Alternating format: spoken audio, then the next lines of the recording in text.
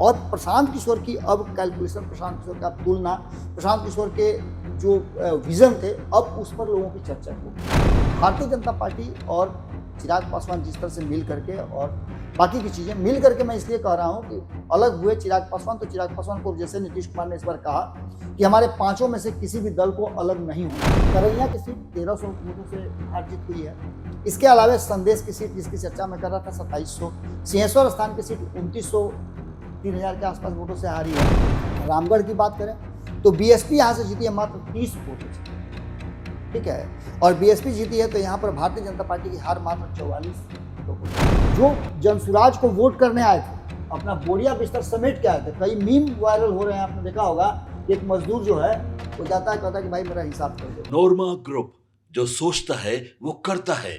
आपके अपने सपनों का आशियाना। खेलम ना खेले देम खेलवे बिगाड़ देम, ये कहावत तो आपने जरूर सुना होगा बिहार में। जी हाँ, इस कहावत का अर्थ आपको इस खबर में जरूर पता चलेगा कि खेले ना खेले देम खेलवे बिगाड़ देम किसकी बात कर रहे हैं। बिहार की राजनीति में किसने ना खुद खेला और ना सामने वाले को खेलने दिया। बहुत स्वागत है बाबा आपका। धन्यवाद। ठीक लाइन बोले ना खेले देम खेलवा बिगाड़ देम। बिल्कुल। तो ये कहावत किसके ऊपर सटीक बैठ रहा है बाबा? फिलहाल बिहार की राजनीति में जिस तरीके से एनडीए का प्रचंड बहुमतों से जीत जो है वो दिखाई पड़ती है और दूसरी तरफ महागठबंधन की सुपरा साफ हो गई है, क्या लगता है बाबा? देखिए, हम लगातार जो विश्लेषण कर रहे हैं परिणाम आने के बाद, जी, उन विश्लेषणों में 2-3 चीजें बहुत महत्वपूर्ण है।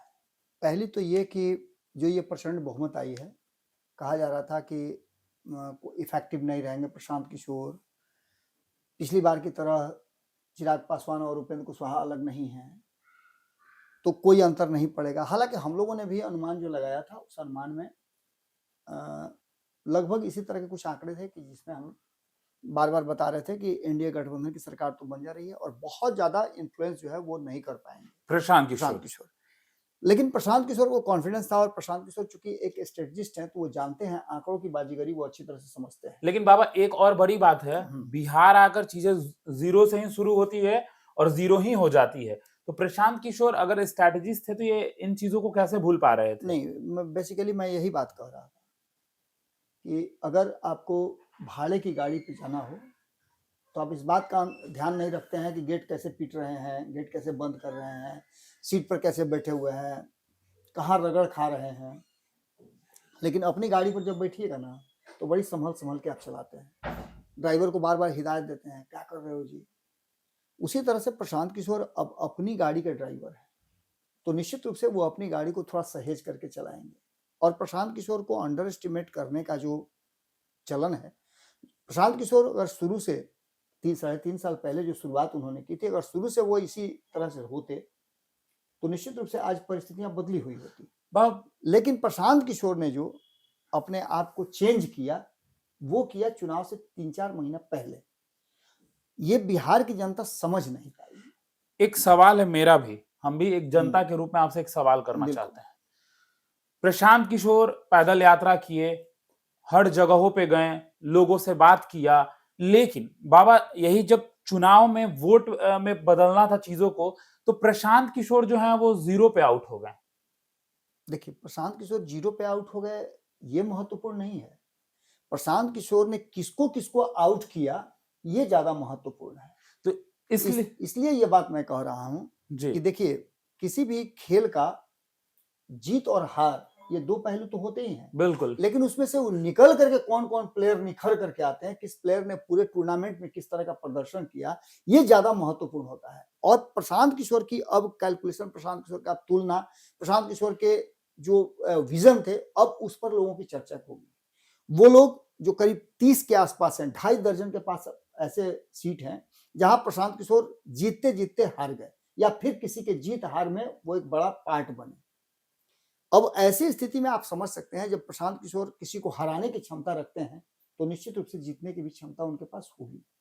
अंतिम समय में प्रशांत किशोर को जो मौका मिला, जो भी उनके पास था, उसके हिसाब से उन्होंने जो प्रण किया था, उसके हिसाब से वो आगे बढ़े।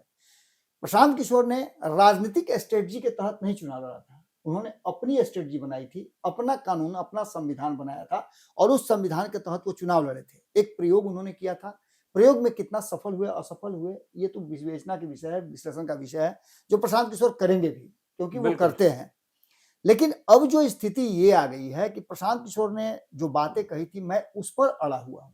आपको याद होगा चुनाव से पहले भी मैं कह रहा था कि प्रशांत किशोर इस 2025 के चुनाव के लिए नहीं आए हैं।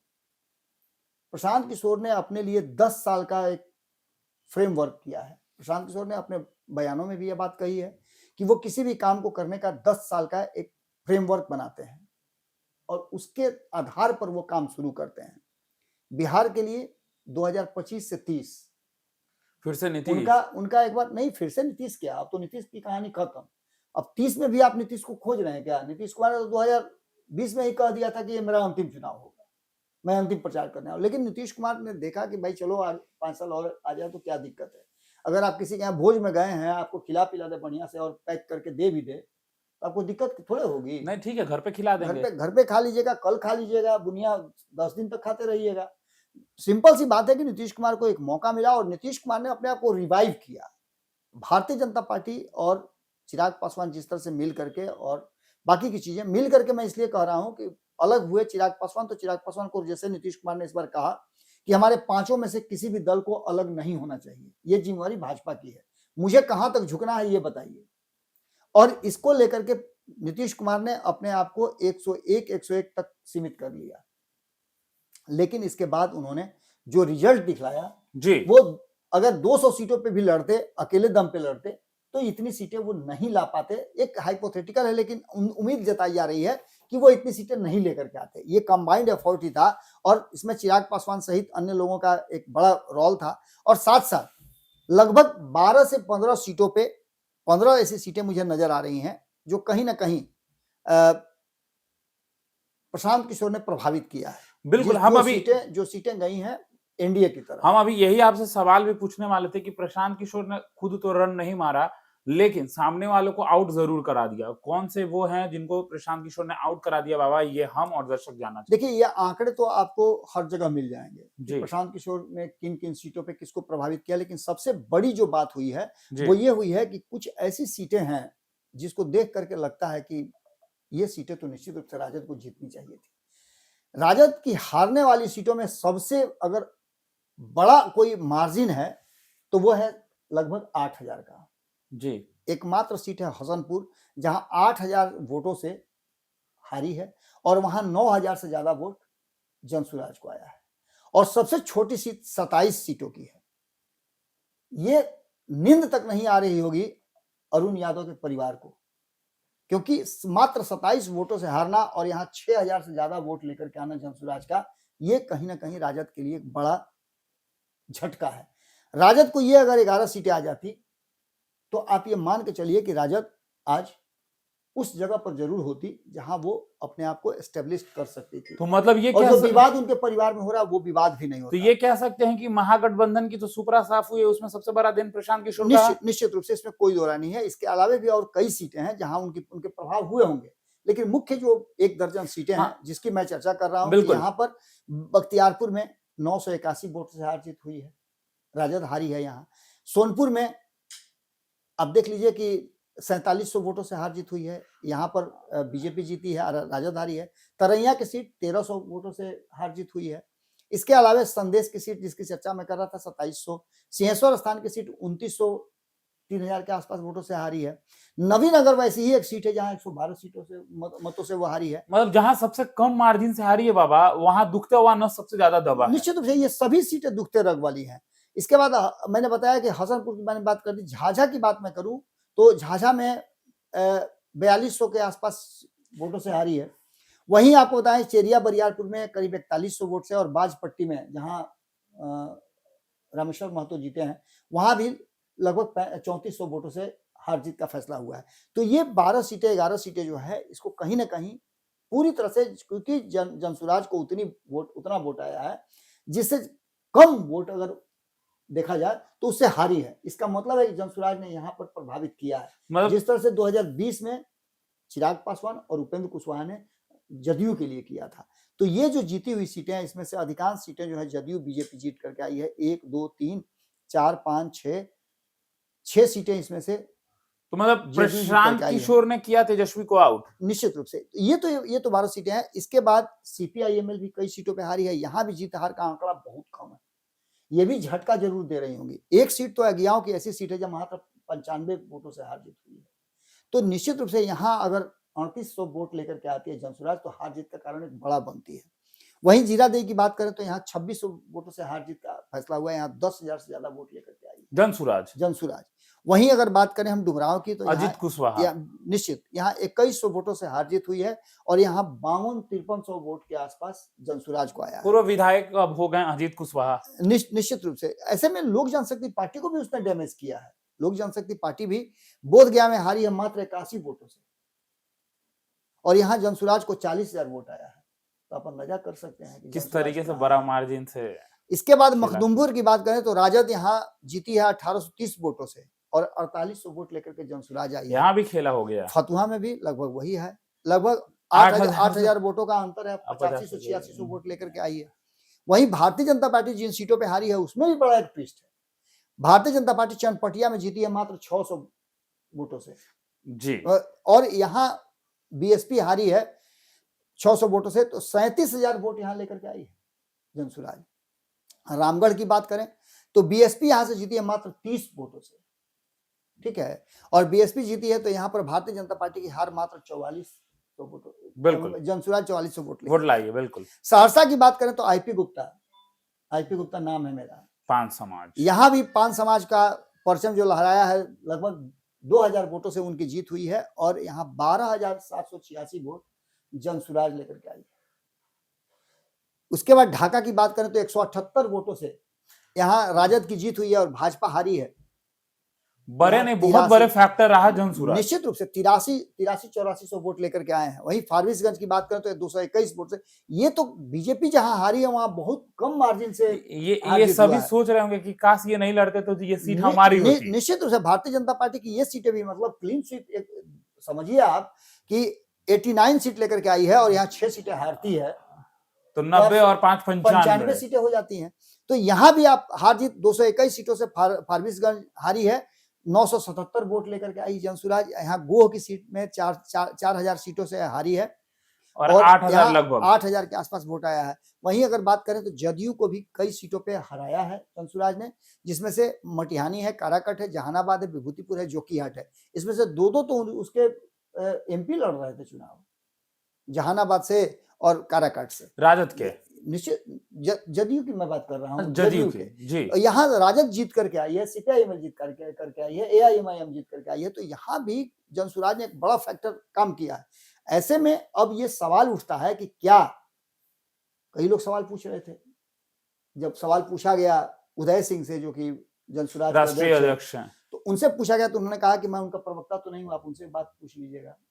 हालांकि उनकी इस बात को कैसे लिया जाए ये एक अलग बात है, लेकिन सीधी तौर पे आपको बता दें कि प्रशांत किशोर ने जो वादा किया था कि वो 10 साल के लिए बिहार को बदलने के लिए आए हैं, बिहार में बदलाव चाहते हैं, 5 साल का उनका टेन्योर हो चुका है। प्रशांत किशोर तो एक और बात बोले थे, पूछ दें आपसे। प्रशांत किशोर कहे थे कि 25 सीट नहीं आएगा, 25 सीट अगर देखिए ये सब कोई कहता है। सरकार 18 तारीख को शपथ ग्रहण कर रहे थे, बट नहीं हुआ। तेजस्वी यादव हो गया क्या? नहीं। तो चुनाव में आंकड़े होते हैं, चीजें तथ्य। ये देखिए ये एक ऐसा बंद डब्बा है जिसके भीतर क्या है किसी को पता नहीं है जी। अखमुद्दा खेल है और इसमें फैसला जनता करती है।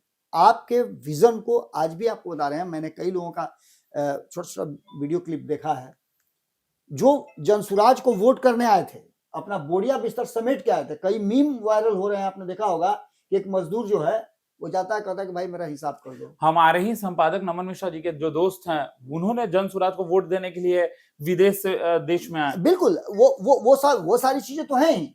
मैं अब उन मजदूरों की बात करता हूँ कि बिहार के मजदूर कहीं काम कर रहे थे, उसका एक वीडियो जो है आप देखिए खूब वायरल हो रहा है।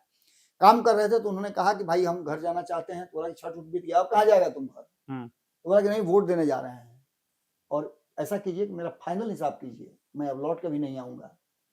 तो बोला कि काहे? तो बोला कि अब काहे मत पूछिए, करिए हिसाब, आपके यहाँ से लोग अब मेरे यहाँ काम करने जाएंगे। तो पूछा कि भाई का है? तो जनसुराज आ रहा है, हमको वहीं नौकरी रोजगार मिलेगा। और इसको लेकर के वो जब घर आता है और यहाँ जनसुराज सुनने पर बोल्ड हो जाती है तो वापस उसी मालिक के पास जाता है तो मालिक उसको मार के भगाता है, तुम तो कह के गए थे, अकड़ के गए थे, ऐसा है। देखिए सिंपल सी बात है कि ये एक मीम है, लेकिन फैक्ट यही है कि जंसुराज और प्रशांत किशोर ने कोशिश की। बिल्कुल कोशिश में कामयाब होना नहीं होना, जीत और हार ये दो ही चीज हो सकती है। बिल्कुल लेकिन प्रशांत किशोर ने ये विजन जरूर बिहार की जनता को दे दिया है कि वो बिहार में हैं, और उनके विजन को पसंद करने वाले कम से कम ये 30 लोग तो जरूर मुझे नजर आ रहे हैं जो हार जीत के वाहक बने हैं। और इस क्षेत्र की जनता, यानी सीधी तौर पे आप समझ लीजिए कि जितने वोट उनको आए हैं उतने लोग तो उनका समर्थन जरूर करते हैं। बिल्कुल बिल्कुल। तो ऐसे में प्रशांत किशोर यदि 5 साल और टिक जाते हैं तो नीतीश कुमार के विकल्प की जो तलाश चल रही है उसमें प्रशांत किशोर की संभावनाएं जीवित रहेंगी और जंसुराज की संभावनाएं भी जीवित रहेंगी।